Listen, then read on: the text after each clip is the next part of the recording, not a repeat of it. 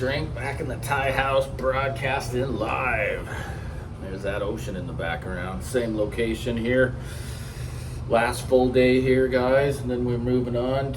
I can't even say the name. It's just supposed to be just a beautiful, another ocean town.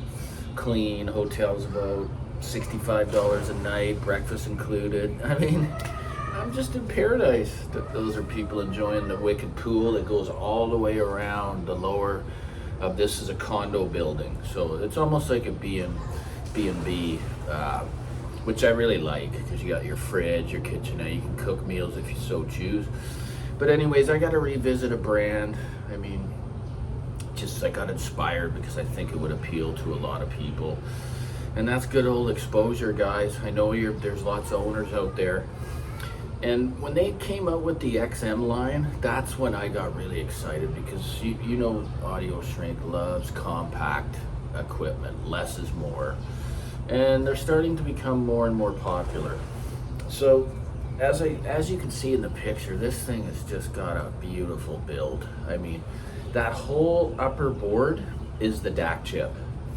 It's the DAC chip and the DAC board. And then you got that nice toroid in the front, your big filter caps. It's just a really beautiful piece. And of course, when it came out, it was under $2,000. I think see, again, whoever bought it when it came out, this is an investment because it's now going for close to $3,000, right? It's just one of those little shoebox units that I'll never forget because, as I've said before, the resale is just very poor in North America. I can't speak, or in Canada, I can't speak for anywhere else. The exposure just doesn't bring the money on the used market, so you need to get a real good price. As for their transports, the new one, especially the XM-5, those will sell.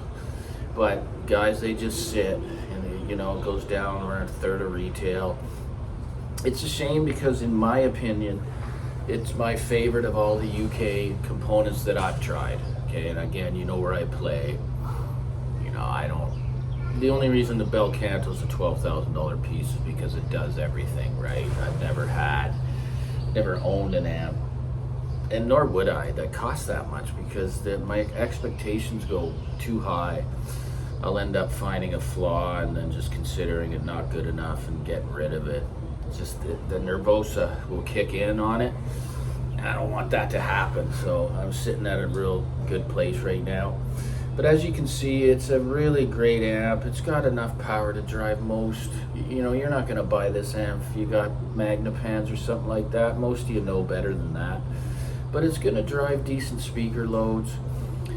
It does have an internal DAC, which I just think is becoming more and more popular as long as it's implemented properly. And man, does it sound good, guys. It's a really liquid sounding amplifier, very organic. It's got good punch in the low end. And it's just a beautiful little piece, And again, their builds aren't over the top. It's just a sheet metal cover with a decent faceplate. That's what Exposure is known for. Just a very subtle aesthetic. But I mean that line's remained current for years, and it's one of the the boxes that get ticked with brands or companies that I see that keep products current. They're not changing them every year. I will talk about this time and time again. Be careful what you're buying, especially with these new DAC companies, man. They're obsolete. Just because it's a new chip doesn't mean it's better, guys. Some of the highest end electronics in the world are using old DAC chips, implementing Burr Brown into their designs. Bel Canto uses Burr Brown. I mean, their little integrated's $50,000. Is it worth it? That's for you to determine, not me. But I just hate the people that are caught up. I feel sorry for them that are caught up in the DAC rabbit hole.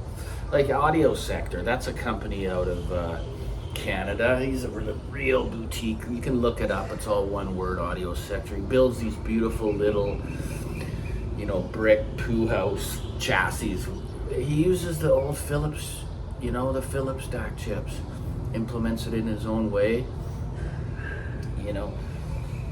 So just because it's new, I think it's got a disadvantage to the marketplace because there's so many tried and true products that are out there that have already proven themselves, right? It's just a very important thing that I need to get out there. Please don't think you're getting better just because it's new, and that's especially in the DAX, especially in the DAX. You know, I would just stick with the tried and true designs, just like the iPhone. I don't need to have the latest and greatest iPhone. I always stay a couple generations back because of price. You know, all those newbies are gonna jump at the 16 Pro and get that right away, and then that's obsolete in a year. I mean, even an iPhone that's 10 years old is fine. It still takes decent pictures. I mean, I'm having a blast with mine. Mine's only 14. It's doing everything here. It's got the YouTube rolling here for you guys.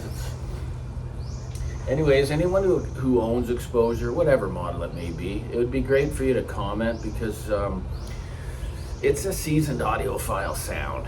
I'll tell you, because I've had the names, I've had the Cyruses, I've had the Regas, and in my opinion, although not as expensive as some of the other offerings, especially Name, I don't know what they're doing, adding a zero just to get into their new classic line. I think it's a mistake. I just think it's too much money, and I think they made a big mistake with the new Anniversary 50. I just don't see the value at $4,000 Canadian at all. Not even close. I think it's got maybe one input, two inputs. And yeah, the rating will be low power-wise because that's with Name, but it's very powerful. But yeah, I don't know what some of the directions some of these companies are going. But anyway, I'm just proud to support the boutique companies, and you know, that's why the RAF speaker is a staple at my place over the Bucart. And I really love the Bucart, but it doesn't compare. It doesn't compare in the scale. Yeah, it's a little speaker trying to be big, and it does a good job at it, but you can't go to combat with a cabinet that's 3 times the size and a driver that's implemented to work in that size space. Right, it's just an effortless sound compared, right? So, but anyways, yeah, it's mostly about Exposure again. I just want to get it out there. I think it's superb sounding stuff. I'm just on a different path now and content with the E1X, and that's not going to change, right? The software updates come automatically. It's a stable, very stable digital front end as well. The phono stage is just astonishingly good, guys. So I'm content with that. It's a great tool to have for my audio stream channel. Anyways, guys, Emmanuel there, thanks, buddy. That can buy us a small meal out here on our little vacation. So I got about, I don't know, 8 days, 9, maybe 10 days left. It's gonna be a lot of travel to get home. I'm gonna be just wiped. And then I gotta go right into the field of work, which I'm excited about. So anyways, guys, like and subscribe. Shrink loves you. Keep supporting me, keep showing the love, and you know, it keeps me working. So it's a little bit clearer today out there. Let's see, there you go. That's a good shot of that ocean. But once again, I like to be honest. If you like really supreme beaches, clean, you know, this isn't it. That's part of the reason why we're going to be moving on. It's just there's garbage in the water, guys. So anyways, it's hit and miss. Still having a really good time. So that's the main thing. We've seen and done a lot of things in a short period of time. So anyways, Shrink loves you. Take care, guys.